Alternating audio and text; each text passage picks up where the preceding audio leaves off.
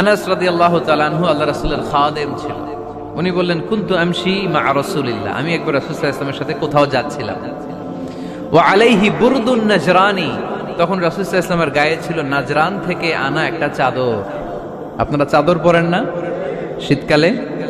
রাসূল সাল্লাল্লাহু আলাইহি ওয়াসাল্লাম চাদর পরতেন। রাসূল সাল্লাল্লাহু আলাইহি ওয়াসাল্লাম নাজরান দেশ থেকে আনা একটা চাদর পরেছেন, গলিজুল হাশিয়া, যেই চাদরের এই কর্নারের ডিজাইনটা ছিল খসখসে। কি ছিল? হঠাৎ এক বেদুইন এসে রাসূল সাল্লাল্লাহু আলাইহি ওয়াসাল্লামের চাদর ধরে টান দিল। টান দেওয়ার সাথে সাথে রাসূল সাল্লাল্লাহু আলাইহি ওয়াসাল্লামের ঘাড়ের এই চামড়া ছিঁড়ে গেল। এই খসখসে যেহেতু ডিজাইন চাদরের, ওই খসখসে ডিজাইন ঘাড় আর কাঁধের এখানে যখন টান খেলো, ওই খসখসে ডিজাইনের দাগ বসে গেল, রাসূলের চামড়া ছিঁড়ে গেল ঘাড়ের। সে টান দিয়ে বলে, ইয়া মুহাম্মদ মুরলি মিন মালিল্লাহ, আসছে ভিক্ষা করতে। মূলত ভিক্ষা চাওয়ার ডিজাইন দেখছেন? যার কাছে ভিক্ষা চাবে চাদর ধরে টান। এসে বলে, বেদুইন তো, এদের মধ্যে সভ্যতা ছিল না। ইয়া মুহাম্মদ, ও মুহাম্মদ মুরলি মিন মালিল্লাহ, ও মুহাম্মদ আমার খাওয়ার মতো টাকা নাই, তুমি আদেশ করো বাইতুল মাল থেকে যেন আমারে কিছু টাকা দেয়। আসছে ভিক্ষা করতে। ভিক্ষা করতে আয়েশা চাদর ধরে দিছে টান, ঘাড়ের রক্ত চামড়া ছিঁড়ে গেছে। রাসূল সাল্লাল্লাহু আলাইহি ওয়াসাল্লাম ব্যথা পেয়েছেন। ফালতাফাতা ইলাইহি রাসূলুল্লাহ, আল্লাহ রাসূল সাল্লাল্লাহু আলাইহি ওয়াসাল্লাম তার দিকে তাকালেন, তাকিয়ে ফাদহিক, একটা মুচকি হাসি দিলেন। আমি রাস্তা দিয়ে চাদর গায়ে দিয়ে হাঁটতেছি, এক ফকির আয়েশা কয়, ভিক্ষা দেন, টাকা দেন বলে আমার চাদর টান দিছে, আর ওই চাদরে আমার ঘাড়ের চামড়া ছিঁড়ে গেছে। কি করব আমি? আপনি কি করবেন? হ্যাঁ, কোনি? আচ্ছা, তা আমরা ঠিকই ওরে ধরে মাইর দিতাম, তাই না? আজকে ওর একদিন কে আমার একদিন, ভর্তা বানায় ফেলতাম ওরে পিটায়, রাগের চোটে, ঠিক কিনা? আল্লাহ রাসূল সাল্লাল্লাহু আলাইহি ওয়াসাল্লাম try to think about it, try to ponder on the story. এই moral of the story কি? রাসূল সাল্লাল্লাহু আলাইহি ওয়াসাল্লামের প্রফেটিক স্টোরি থেকে আপনাকে ভাবতে হবে। ভিক্ষা করতে এসে চাদর ধরে টান দিয়ে ঘাড়ের চামড়া ছিঁড়ে ফেলেছে। রাসূল তাকিয়ে মুচকি হাসি দিলেন। মুচকি হাসি দিয়ে বললেন, যাও বাইতুল মাল থেকে কিছু সম্পদ ধরে দিয়ে দাও। কি নবী ছিলেন! তার মানে উনার গায়ে যত আঘাতই আসতো কখনো উনি রাখতেন, তবে মাঝে মাঝে রাখতেন। যদি আল্লাহর বিধান লঙ্ঘিত হতো তখন বিশ্বনবী রেগে যেতেন। আল্লাহর জমিনে আল্লাহর বিধান লঙ্ঘিত হলে এই লোকটা রেগে যেতেন, প্রিয় নবী, তখন সহ্য করতেন না। এক সাহাবী এসে বললেন, ইয়া রাসূলুল্লাহ, এমন ইমাম পাঠিয়েছেন আমাদের এলাকায়, বড় বড় সূরা দিয়ে নামাজ পড়ায়, এত বড় সূরা দিয়ে পড়ে, তার পিছনে দাঁড়িয়ে থাকার ক্ষমতা আমার নাই। এই কথা শুনে বিশ্বনবী রেগে গেলেন, কারণ ইসলামের বিধান এখানে লঙ্ঘিত হচ্ছে, ঠিক কিনা? এত রাগলেন, চেহারা আগুনের গোলার মতো লাল হয়ে গেল। ওই সাহাবীকে ডেকে পাঠিয়ে ধমকালেন, খবরদার, তোমরা মানুষকে দিন থেকে ভাগিও না, সহজ করে ইসলামকে উপস্থাপন করো। জামাতের ইমামতির চান্স পেলে লম্বা কেরাত করো না, একটা মিডিয়াম স্ট্যান্ডার্ড রেখে কেরাত করবা, কারণ তোমার পেছনে অসুস্থ লোক থাকতে পারে, মুসল্লি, মুসাফির থাকতে পারে, তাই না? আবার মদিনাতে বনু মাখজুমিয়া গোত্রের এক নারী চুরিতে ধরা পড়ল। কিসে? চুরির বিধান কি?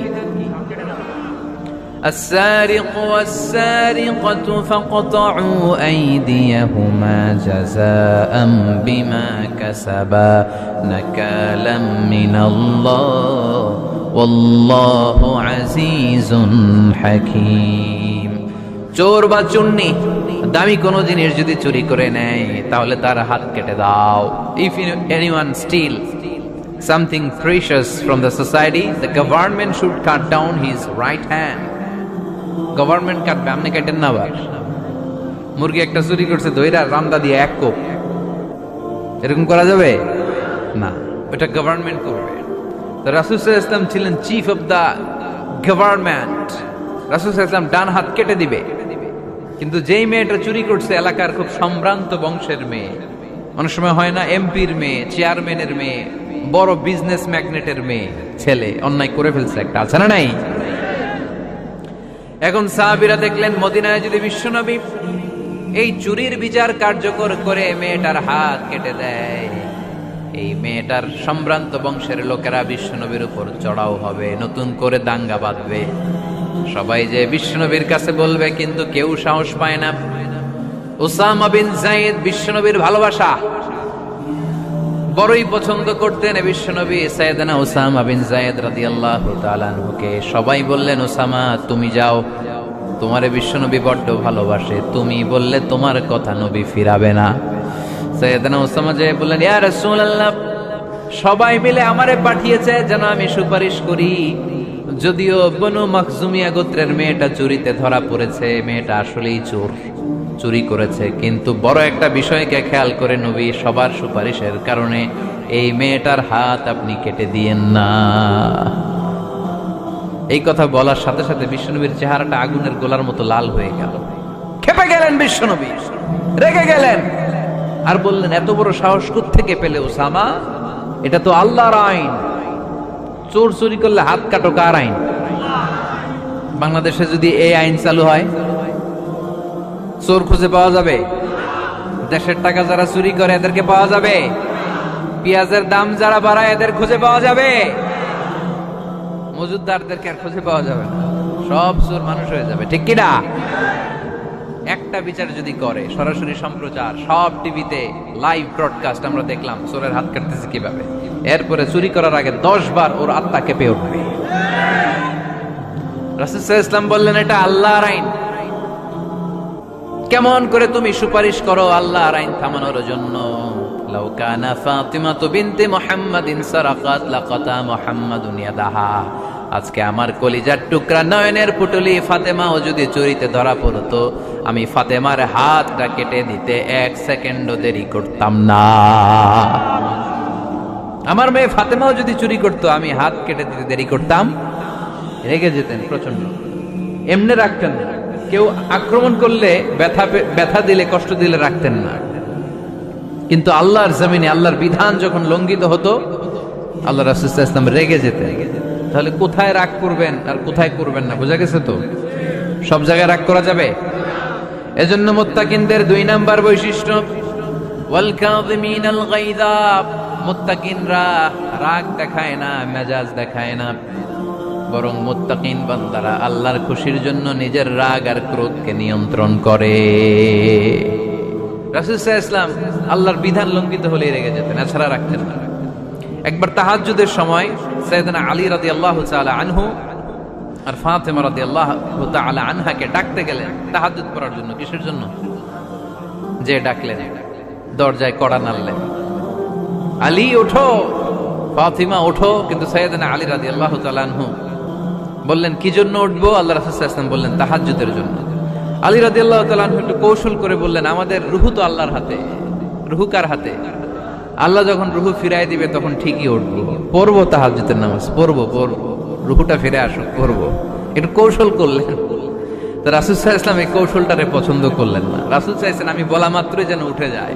রাসূল সাল্লাল্লাহু আলাইহি ওয়াসাল্লাম তখনও রেগে গেলেন। বুখারীর বর্ণনা, তিনি ফিরে আসতেছিলেন আর রাগে নিজের রানের মধ্যে চাপড়াচ্ছিলেন এরকম, ওয়াকানাল ইনসানু আকসারা শাইইন জাদালা। আরে মানুষ কত ঝগড়া করতে জানে, আরে মানুষ কত তর্ক করতে জানে, মানুষ যে কত ঝগড়া করে, মানুষ যে কত তর্ক করে, নিজের উপর নিজে ঝাল মেটাচ্ছিলেন রানের মধ্যে চাপড়াতে চাপড়াতে। সুবহানাল্লাহ পড়েন।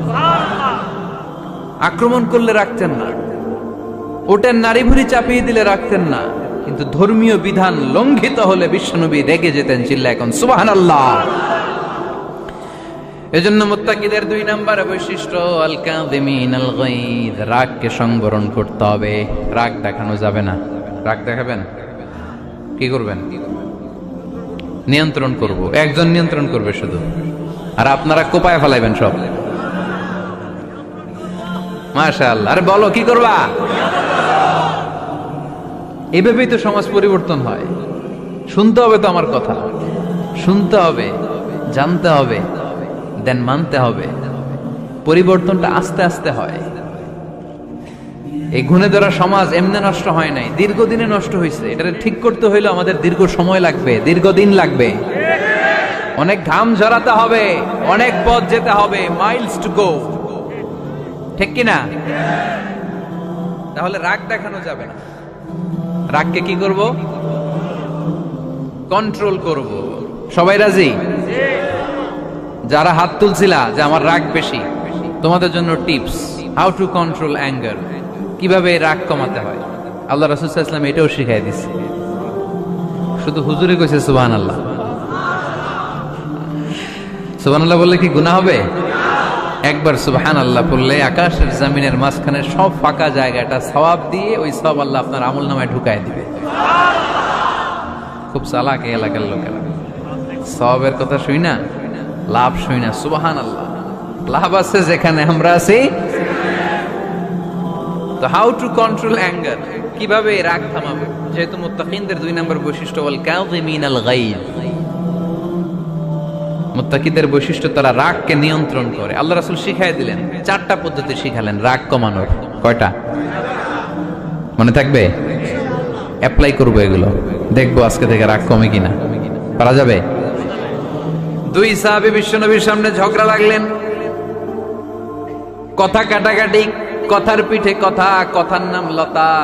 কথা বলতে বলতে ঝগড়া লাগতে লাগতে এক সাহাবী রেগে মেগে আগুন, মারামারির জন্য উদ্ধত হলেন। বিশ্বনবী দেখলেন ওই সাহাবীর চেহারাটা একেবারে আগুনের গোলার মতো লাল হয়ে গিয়েছে। বিশ্বনবী বললেন, ইন্নী লা আ'লামু কালিমাতান, আমি এমন একটা বাক্য জানি, এই রাগান্বিত সাহাবী যদি এখন এই বাক্যটা পড়া শুরু করে দেয়, তার রাগটারে নিমিষেই ঠান্ডা বানাইয়া দিবে কে? ওই সাহাবী বললেন, ইয়া রাসূলুল্লাহ, কি সেই বাক্য আমারে শিখায়া দেন। বিশ্বনবী বললেন, পড়ো আউযু বিল্লাহি মিনাশ শাইতানির রাজীম। আবার পড়েন, আউযু বিল্লাহি মিনাশ শাইতানির রাজীম। সুবহানাল্লাহ, রাগ কমানোর দোয়া, সহিহ হাদিস। ওই সাহাবী যদি এই বাক্যটা পড়ে তার রাগ কমে যাবে। বাক্যটা হচ্ছে আউযু বিল্লাহি মিনাশ শাইতানির রাজীম, বিতাড়িত শয়তানের কাছ থেকে আল্লাহর কাছে পানাহ চাচ্ছি, প্রোটেকশন চাচ্ছি। বলতে দেরি, রাগ থামতে দেরি হবে। টিপস নাম্বার 1 মনে থাকবে তো? টিপস নাম্বার 2, বিশ্বনবী বললেন, ইযা গাদিবা আহাদুকুম ফালইয়াসকুত, তোমাদের যখন প্রচন্ড রাগ চলে আসে, বেশি যখন, প্রচন্ড যখন তোমরা রেগে যাও, তখন কথা বন্ধ করে চুপ হয়ে যাও। কি করতে হবে? চুপ, একেবারে চুপ। অনেকে রাগের সময় গড়গড় করে কি যেন বলতে থাকে, আছে না নাই? রাগে গড়গড় করতে থাকে আর কি যেন বলতে থাকে। যত বলবেন, যত গালি দিবেন, বলে না গালি দেয় না রাগের সময়, অশ্রাব্য ভাষায় অনেকে গালি গালাজ শুরু করে দেয়, আছে না নাই? না, আসুকুত, ইযা গাদিবা আহাদুকুম ফালইয়াসকুত। আল্লাহ রাসূল সাল্লাল্লাহু আলাইহি ওয়াসাল্লাম বললেন, যখন তোমাদের কেউ প্রচন্ড রেগে যায়, সে তার কথা যেন বন্ধ করে দেয়। চুপ, keep silent, keep quiet, relax, cool. পারবেন? তাহলে প্রথম টিপস কি পড়তে হবে? বাইরে নামক দিয়া পড়েন, আউযু বিল্লাহি মিনাশ শাইতানির রাজীম। এটা হলো 1 নাম্বার টিপস। 2 নাম্বার টিপস, ইযা গাদিবা আহাদুকুম ফালইয়াসকুত। মাশাআল্লাহ, চুপ থাকতে হবে। বেশি রাগ চলে আসলে কি করতে হবে? 3 number tips, lower your action, আপনার অ্যাকশনকে কমায় দেন। কিন্তু আমরা ওই সময় মারি ডাইরেক্ট অ্যাকশন। রাগের সময় আমরা কি করি? আল্লাহ রাসূল বললেন, লোয়ার, মিনিমাইজ ইউর অ্যাকশন। কি বললেন আল্লাহ রাসূল? অ্যাকশন কমাও, কার্যক্রম কমায় দাও। ইযা গাদিবা আহাদুকুম ওয়া হুয়া কাইম ফালিয়াজলিস, দাঁড়ানো অবস্থায় তোমাদের কেউ যদি রেগে যায়, সে যেন বসে পড়ে। ফাইন যাহাবা আনহুল গাদাবু ওয়া ইল্লা ফালিয়াত্তাজি, কেউ যদি দাঁড়ানো অবস্থায় রেগে যায়, সে যেন বসে পড়ে। বসে থাকার পরেও যদি তার রাগ কমতে না চায়, সে যেন শুয়ে পড়ে। তাহলে দাঁড়ানো অবস্থায় রাগ আসলে কি করবেন? বসা অবস্থায় রাগ আসলে, শোয়া অবস্থায় রাগ আসলে চোখ বন্ধ করে ঘুমায় যাবেন। রাগ আসবে আর সুবহানাল্লাহ কইবেন না? কত বড় ফিজিশিয়ান, কত বড় ডাক্তার আল্লাহ রাসূল সাল্লাল্লাহু আলাইহি ওয়াসাল্লাম। সুবহানাল্লাহ পড়েন। কয়টা গেল? কয়টা? 1 নাম্বার কি পড়া? মাশাআল্লাহ। 2 নাম্বার চুপ থাকা। 3 নাম্বার দাঁড়ায় থাকলে বসে যাওয়া, বসা থাকলে পারবেন? 4 নাম্বারটা অনেক মজার টিপস, শুনবেন? আল্লাহ রাসূল সাল্লাল্লাহু আলাইহি ওয়াসাল্লাম বললেন 4 নাম্বার টিপস শুনো। ইন্নাল গাযাবা মিনাশ শাইতান, নিশ্চয়ই রাগ আসে শয়তান থেকে। ওয়া ইন্নাশ শাইতানা খুলিকা মিনান নার, শয়তান তৈরি আগুন থেকে। ওয়া ইন্নান নারা তুতফাউ বিল মা, আগুন নিভানো হয় পানি দিয়ে। ফাইদা গাযিবা আহাদুকুম ফালিয়াতাওয়াদ্দা, তাই কারো যখন রাগ খুব বেড়ে যায় সে যেন ঠান্ডা পানি দিয়ে ওযু করে। কি সুন্দর টিপস, কি সুন্দর ফিলোসোফার আল্লাহ রাসূল সাল্লাল্লাহু আলাইহি ওয়াসাল্লাম, কত বড় দার্শনিক ছিলেন তিনি। আল গাদাবু মিনাশ শাইতান, কথার সিকোয়েন্স দেখেন, ওজন দেখেন। আল গাদাবু মিনাশ শাইতান, রাগ আসে শয়তানের থেকে। রাগ এনে দেয় কে? শয়তান। ওয়া শাইতানু খুলিকা মিনান নার, শয়তান তৈরি কি থেকে? আগুন থেকে। ওয়ান নারু তুতফাউ বিল মা, আগুন নিভায় কি দিয়ে? ফাইদা গাদিবা আহাদুকুম ফালিয়াতাওয়াদ্দা, তাই তোমাদের কেউ যখন রেগে যায় সে যেন পানি দিয়ে ওযু করে নেয়। পারবেন? ওযু করে ফেলবেন ঠান্ডা পানি দিয়ে। ঠান্ডা পানি মাথায় দিবেন, চোখে পানির ঝাপটা দিবেন। আপনার রাগকে ঠান্ডা করে দিবে কে? তাহলে আওয়াজ করে বলেন রাগ কমানোর 1 নাম্বার ফর্মুলা কি? আউযু বিল্লাহি মিনাশ শাইতানির রাজিম। 2 নাম্বার চুপ থাকা। 3 নাম্বার বসে পড়া, শুয়ে পড়া। 4 নাম্বার ওযু করা। 4 নাম্বার। এই 4টা পদ্ধতিতে আপনি রাগ কমাতে চাইলে আপনার রাগ কমাই দিবে কে? এজন্য আল্লাহ বললেন আমার মুমিন বান্দার 2 নাম্বার গুণ, তারা রাগকে নিয়ন্ত্রণ করে। الذين ينفقون في السراء والضراء والكاظمين الغيظ, আমার মুত্তাকিন বান্দাদের প্রথম গুণ সুখে দুঃখে দান করে। মনে আছে? 2 নাম্বার গুণ কি? রাগকে নিয়ন্ত্রণ করে। 3 নাম্বার গুণ হচ্ছে ওয়াল আফিনা আনিন নাস, মানুষকে ক্ষমা করে দেয়। মানুষকে কি করে? আমরা তো ক্ষমা করি না। হ্যাঁ, দইরা আবুইটালা মানে কি? এটার মিনিং কি? ফিশালায়। হ্যাঁ, কি করে? আইকালায়, আইজালায়, আইকালা, আইকালা আঞ্চলিক শব্দ। আঞ্চলিক শব্দগুলো অনেক সুন্দর, এক এক জেলা এক এক রকম। তার মানে আমরা ক্ষমা করতে চাই না, আমরা দইরা আইকালাই। তার মানে আমরা রাগ ঝাড়ি আর কি, ভিতরে যে ক্ষোভ জমা থাকে এগুলো ঝাড়ি, আমরা ক্ষমা করতে চাই না। কিন্তু ভাই মুত্তাকি যদি হতে চান আপনাকে ক্ষমা করে দিতে হবে। কি করবেন? কি করবেন? ক্ষমা করে দেন। আচ্ছা, একটু আওয়াজ করে উত্তর দেন। আমরা আল্লাহর কাছে এই যে পাপ করি, অন্যায় করি, মাফ চাই না? ক্ষমা চাই না? আল্লাহ আমাদেরকে ক্ষমা করুক এটা আমরা চাই কি চাই না? আল্লাহ আমাদেরকে ক্ষমা করুক এটা আমরা চাই, কিন্তু আমরা আমাদেরকে ক্ষমা করতে পারি না। যদি আল্লাহর কাছে ক্ষমা পেতে চান তাহলে আগে নিজেরা নিজেদেরকে ক্ষমা করে দেন। আল্লাহ ভুল করছি, আল্লাহ মাফ করে দাও, ক্ষমা করো। আমি ক্ষমা চাইতেছি কিন্তু আমি ক্ষমা করি না আরেকজনকে। তুমি ক্ষমা করো না, তুমি ক্ষমা চাও কোন সাহসে? মা যাদাল্লাহু আবদান বিআফবিন ইল্লা ইজ্জান, আল্লাহর হাবিব ফরমান কোন বান্দা যদি অন্য বান্দারে ক্ষমা করে দেয় আল্লাহ ওই বান্দার মর্যাদা বাড়িয়ে দেয়। ওয়া ইন তা'ফু ওয়া তাসফাহু ওয়া তাগফিরু ফাইন্নাল্লাহা গফুরুর রহিম, তুমি যদি অন্যরে মাফ করে দাও, তুমি যদি অন্যের ভুল ক্ষমা করে দাও, তোমার ভুলগুলো ক্ষমা করে দিবে কে? আল্লাহুম্মা ইন্নাকা আফুন কারীম। কদরের রাত্রে আমরা পড়ি আল্লাহ তুমি ক্ষমাশীল, তুহিব্বুল আফওয়া, ক্ষমা করাকে তুমি ভালোবাসো। ফাআফু আন্নি, আল্লাহ তুমি আমারে ক্ষমা করে দাও। আল্লাহর ক্ষমার জন্য দিনরাত চোখের পানি ছেড়ে আমরা কাঁদি, কিন্তু অন্যরে ক্ষমা করতে চাই না। কথাটা বুঝতে পারছেন? আমরা আল্লাহর ক্ষমা চাই, কিন্তু আমরা আমাদেরকে ক্ষমা পেতে হলে আগে ক্ষমা পেতে হলে আগে ক্ষমা, মনে থাকবে তো? আমরা আসলে অতীতকে বয়ে বেড়াই, অতীতকে ভুলতে চাই না। কোন বছর কে আমারে মারছিল ওইটারে মনে রাখছি, কোন 20 বছর আগে আমারে অপমান করছিল মনে রাখছি, তোরেও আমি অপমান করুম, তুই আমারে মারছিলি তোরেও মারুম। 20 মনে রাখিস দেখাই দিব। তো এই দেখেন, খেয়াল করে দেখেন, 20 বছর আগে কোথায় আমার অপমান করছিল ওইটা আমি ভুলি নাই, মনে রাখিয়া দিছি। তার মানে 20 বছর ধরে এটা জ্বলতেছে। এদিকে ক্ষতি কি আমার না অন্য কারো? এগুলো ভিতরে জ্বলে, প্রতিহিংসার আগুন আপনারে জ্বালিয়ে দিবে, প্রতিশোধ নেয়ার আগুন দিনকে দিন আপনারে জ্বালায়।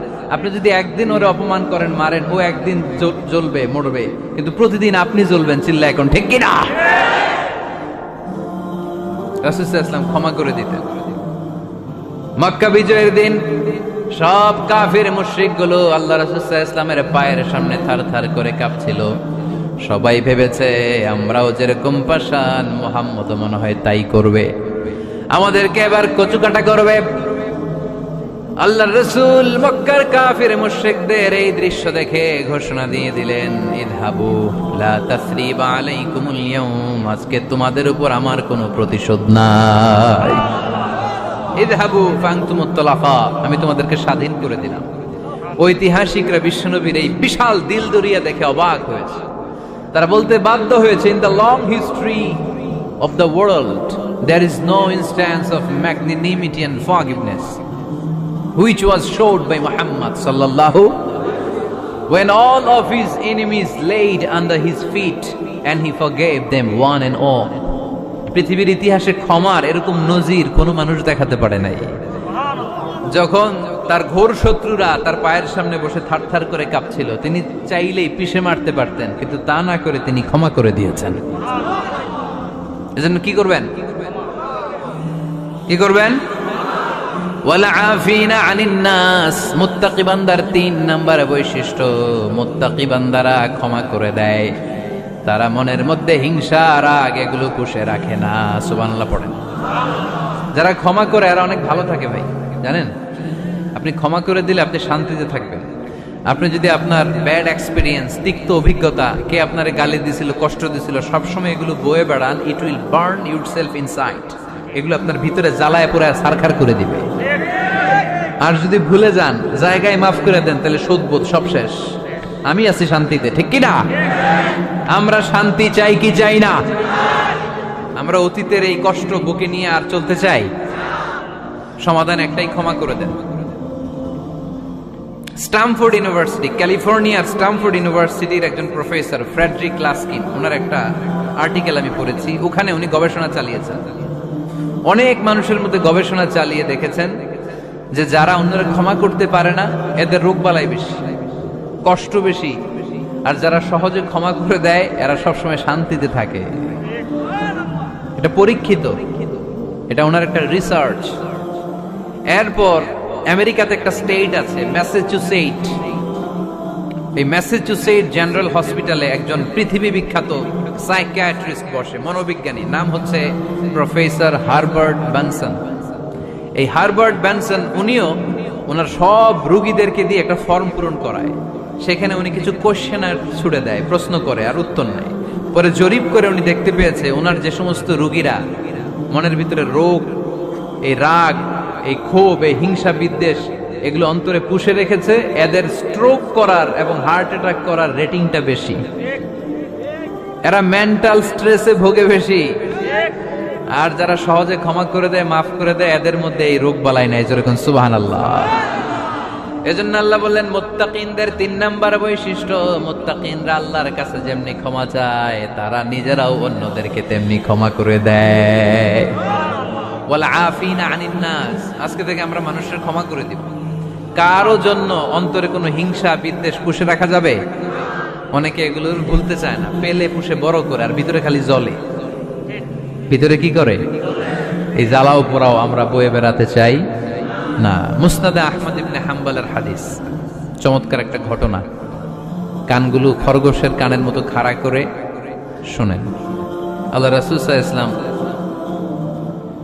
কোন একটা মজলিসে একজন আনসারী সাহাবীর ব্যাপারে ঘোষণা দিল, বলল এখন যে সাহাবী এসে বসবে সে সাহাবী জান্নাতি।